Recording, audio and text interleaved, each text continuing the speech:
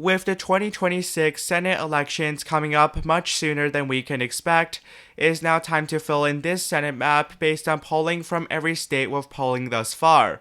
Republicans currently control 53 seats out of 100 compared to Democrats at 47. In today's video, we'll see if any of that changes. Now first off, let us fill in the safe states for both sides, starting off with the Republican Party, which is currently down.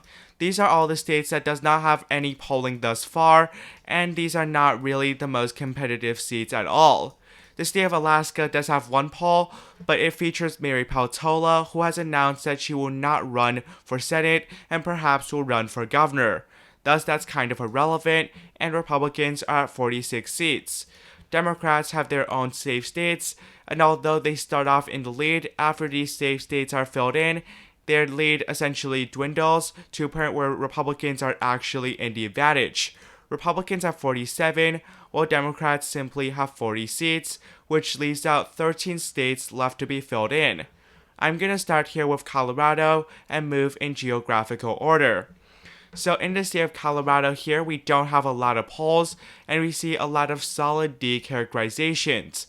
John Hickenlooper is a relatively strong candidate, and there is no polling thus far, and given that the expert predictions are all solidly Democratic, and this is not an opinion video from me, the state will be solidly in the Democratic column. Now we go to New Mexico. New Mexico saw a surprisingly slightly more competitive race back in 2020, where we saw that although the race was expected to be very lopsided, Benry Lujan only won the state by about 5% or so, which is not the biggest margin. Currently, there is also not a lot of polling here, and by not a lot, I mean none at all. Thus, the race is really not going to be very competitive, at least based on the numbers right now. So the race would end up becoming safe Democratic, like many polls here would suggest, with exception of one being raised to the White House.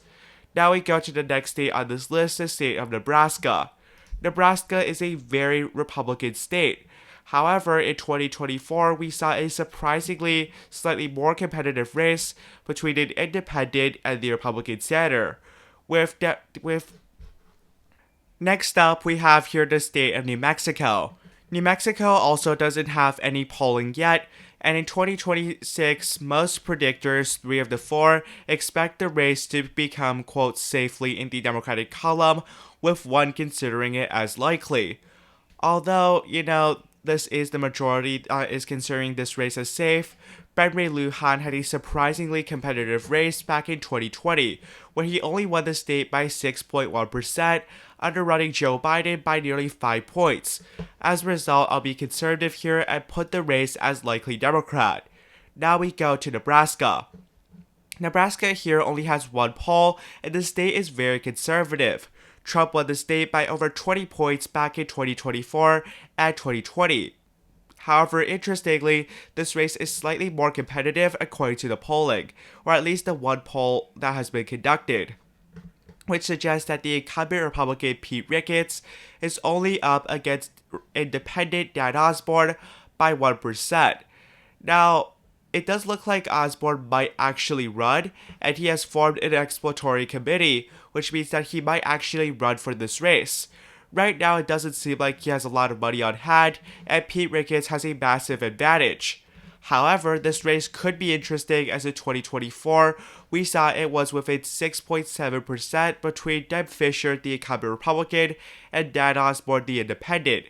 However, polling here typically favors the challenger before ultimately in the final weeks, we would see the incumbent probably pull ahead, and this is a Democratic intern, essentially, which it would obviously favor Dan Osborne, and Pete Ricketts is far more popular than Deb Fischer. That being said, this is a map going off the polls, so when I consider the aggregate, some of the electoral history, and the polling, this race could be considered competitive if Dan Osborne decides to run. Now we go to the state of Texas. Texas doesn't have a lot of polls here either, so it's going to be based on some of these expert forecasts. So for the state of Texas here, we see that John Cornyn is the incumbent.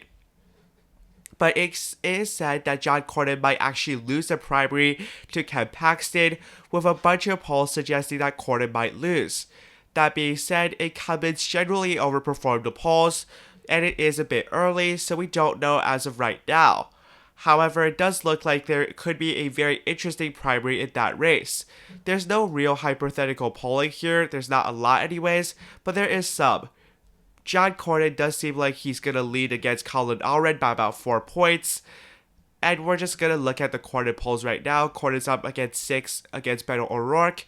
But we also can consider Ken Paxton, who is polling pretty well in a hypothetical Republican primary. However, it does seem like that Ken Paxton does quite a bit worse against Colin Allred, albeit again there's only 2 polls.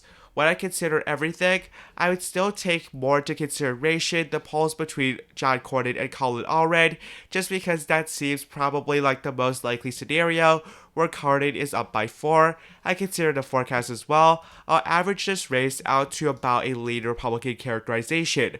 I think it's fair, it's mostly a polling video, and polling right now suggests a tight race. Albeit, I don't think it's going to be that competitive. Now we go to the state of Florida. Now it is time to go to the state of Florida. Florida has a special election in 2026 because incumbent Senator Marco Rubio joined the Trump administration.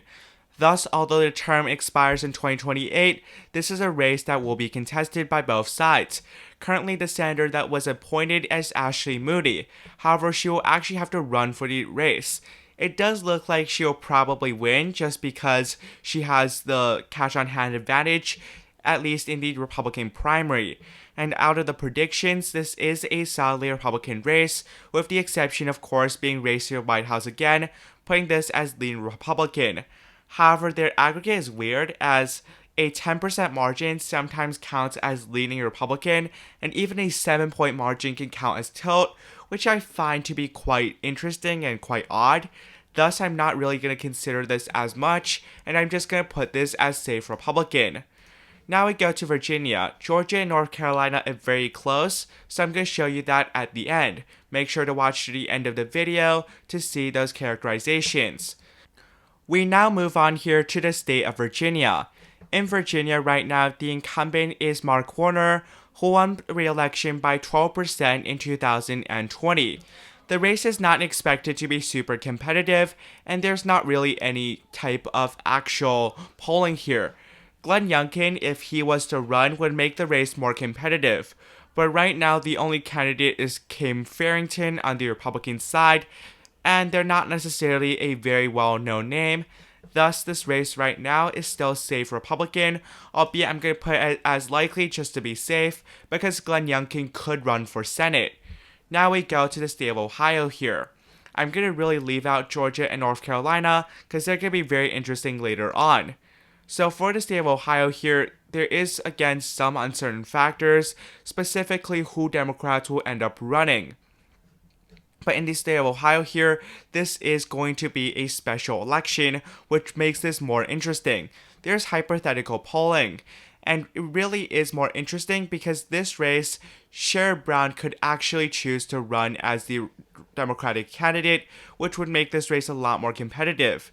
If it's someone like Allison Russo, who we pretty much never heard of, I've never heard of her, probably most people have not either, it's going to make this race a lot more tough for the Democrats, and probably an easy win for the Republican Party. However, if someone like Sherrod Brown was to run, or maybe even Tim Ryan is a weaker candidate, but still stronger than some of the other candidates here, it really depends. Now, Sherrod Brown did decline from running from this race, which makes it a lot harder for Democrats. So now I'm going to have to assume someone else runs, and you can see Sherrod Brown trails by 3 points in this poll, 6 points here, but, Tim Ryan trails by 6 here and 8 here. Someone else like Allison Russo probably would end up losing by a much wider margin, and since Sherrod Brown looks like he isn't going to run, this will be a likely Republican state. Now we go to a few states with a lot of retirements, starting off here with the state of Minnesota. So in Minnesota right now, I'm just going to go back. In Minnesota, Tina Smith is retiring. This is a close race. Democrats here are actually called the NFL For some reason, I don't know why, it's just a Minnesota thing. Anyways, there's a lot of candidates that are potentially interested. Angie Craig, a representative, is potentially interested, and Peggy Flanagan is potentially interested. It looks like Peggy Flanagan will probably win right now, albeit it's still very early on, and it's only one poll conducted by an intern, which is not the best idea to look at. Now, there's not a lot of polling here at all, but right now it's considered lean Democratic. So I'm not really gonna look too much here. I'm just gonna respect the characterization. I'll put it as lean D. Now we go to the state of Michigan. Michigan will have one of the most interesting Senate races because it has a Cook PVI of even, which means that technically in an even environment, the state would vote as a quote-unquote even state, and there really isn't a lot of characterizations. Gary Peter, the incumbent senator, is retiring, making this race extra interesting, as there's going to be a contested primary as well as a contested election. Right now, Haley Stevens looks like to be the favored, but, this is still a race that is far from over because it's very early, and realistically, 34% support with 30% undecided is not a convincing victory. Anyways, in some hypothetical polling, I would still say that Haley Stevens is the favored. And we're going to look at polling for the general election. In the general election here, Haley Stevens defeats Mike Rogers, who was the Republican nominee in 2024, by 1% here, 6% here, and trails by 6% according to Target Insight.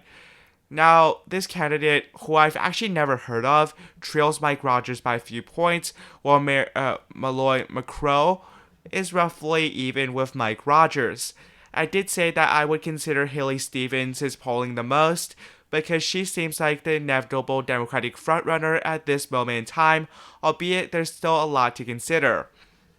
Now, Tudor Dixon could also be the Republican candidate, but there isn't any polling with her, so it's not really gonna make as much of a difference.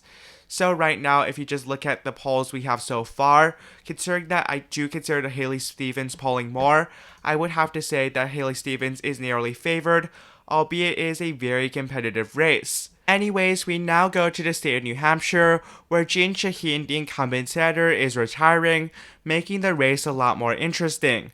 Previously, Shaheen won by 15% back in 2020, which would have made this race a lot less competitive, against Cory Messner, who was also not the most well-known candidate.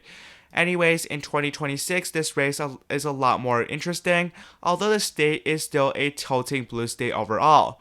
Chris Pappas looks like that he will win the Democratic primary, as he is currently a representative from the state and someone who is well known across the state as well. In hypothetical polling here, Chris Sununu declined to run. If he was to run, this race probably tilts more Republican, but right now he's not running, so I'm not going to consider these two polls. Instead, I'll consider, I don't have anything to consider if Chris Sununu is not the candidate. Now, again, it does seem like Chris Sununu is uniquely strong, and thus it's hard to really see another Republican actually winning, because if you see here, Pappas trails by 9, Shaheen trails by 8 against Sununu, but Shaheen leads the other Republicans by significant margins. It does seem like that Scott Brown, a former senator from Massachusetts, could actually run for Senate in the state of New Hampshire, albeit not being from the state will probably hurt him. So when all things considered, considering the predictions as well, I would have to put this race as the Republican, assuming that Chris Sununu does not walk back on his promise of not running. Now we go to the state of Maine. Maine is obviously, again, a very competitive state. Generally, Maine leads or is likely in the Democratic column, but for Senate, the race actually voted Republican back in 2020, despite polling all expecting the incumbent Republican there, Susan Collins, to lose. Susan Collins has over $3 million cash on hand, which is the highest number I've seen so far. There isn't a lot of polling here, and when I say a lot, I mean at all. There's only some predictions, which has this race as the lead Republican. When I see more polls coming out, it's probably going to favor the Democratic Party. However, we saw in 2020 that polling was grossly inaccurate. If you look at here the general election, you see the rankings, tilt D, lead D, lead D, lead D, a few toss-ups, but most people expected it to go to Democratic Party. If you look at polling here, Sarah Gideon led by 3.8 on 270 to win, 6.5 on Real Clear Politics, every poll. And guess what? Susan Collins won by a very large margin, by more than 8%. So polls here are not the best either way, and right now the predictors are actually predicting a Susan Collins victory, so I'm going to put this race as lead Republican. Now we go to the two most competitive races, North Carolina and Georgia. Next up, I'll go to the state of Georgia. Georgia currently has a one-term incumbent, Jon Ossoff, and this race was one of the two very crucial 2020 runoff races where Democrats were able to win and actually win the Senate. Now, if we go to the state of Georgia right now, Jon Ossoff is in a state where it is considered R+1 on the Cook PVI, albeit Ossoff has a lot of money cash on hand, over $11 million. And it's not really clear who's going to be the Republican nominee. Brian Kemp, who is by far the strongest that we know right now, declined to run for this race. And against someone like, Brian Kemp, Jon Ossoff was trailing by quite a few points according to every single poll. However, against any other Republicans, it does look like that Jon Ossoff is currently favored. Buddy Carter right now seems to be probably the candidate who will win the Republican primary, albeit this probably is with a lot of caveats because he's the only one that really publicly expressed interest. Ossoff leads by anywhere from between 4% up to 13%, which would make this race right now leaning Democratic, albeit there's a lot of undecided voters, and you can say Buddy Carter's name recognition is definitely worse. So it's going to get tighter in the polls if he is the Republican nominee when he spends more money advertising. And now we go to the state of North Carolina. North Carolina is interesting because it has a incumbent similarly to the state of Texas with John Cornyn. However, it is also a very competitive race on the primary side, at least right now. Tom Tillis is not very well liked. He's considered very establishmentarian, and he's just not well liked in general. He has a lot of endorsements for the Republican primary. Now you might say that looks like that he's safe, right? Well, absolutely not. Because if you need those primaries for those endorsements for a primary election, that means you're in trouble. If you look at the hypothetical polling right now, against Mark Robinson, someone who had multiple scandals in 2024 for governor, lost against Josh Stein for governor by 16%, is only trailing Tom Tillis by 7% in hypothetical Republican primary polling. This race, Tom Tillis versus someone else actually wins. Laura Trump gets 65% in this Republican primary poll, though I am a bit hesitant that she's at that high of a number. Anyways, you could see that Tom Tillis is by far not necessarily someone who is guaranteed to win.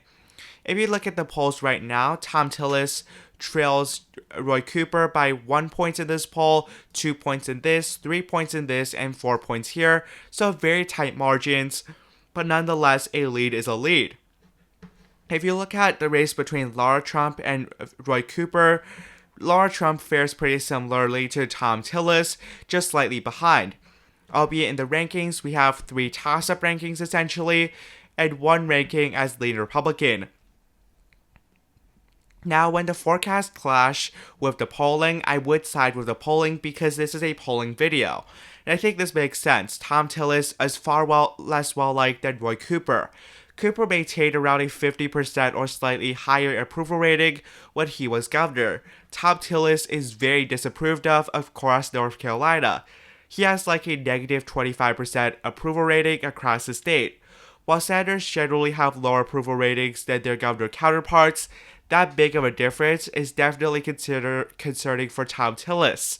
And although someone like Laura Trump could run and win the Republican primary, that's far from a guarantee, and even then, it's no guarantee that someone who is more of a political newcomer could actually beat Roy Cooper. So right now, I will have to give this race to the Democratic Party based on polling, albeit still by a very narrow margin.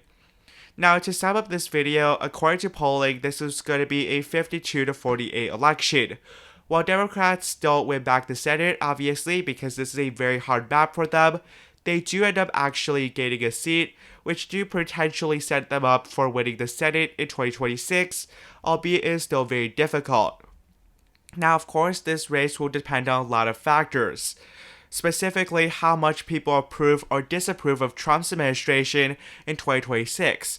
If Trump has a, let's say, plus 30 net approval rating, obviously Republicans will have a clean sweep of the swing states, including Michigan, North Carolina, Georgia, and even Minnesota or New Hampshire.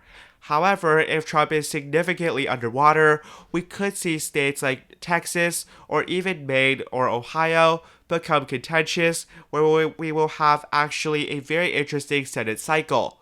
Either way, this is the current polling as it stands.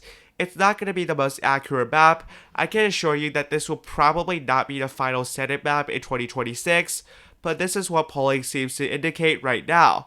Thank you so much for watching. Have a nice day. Goodbye.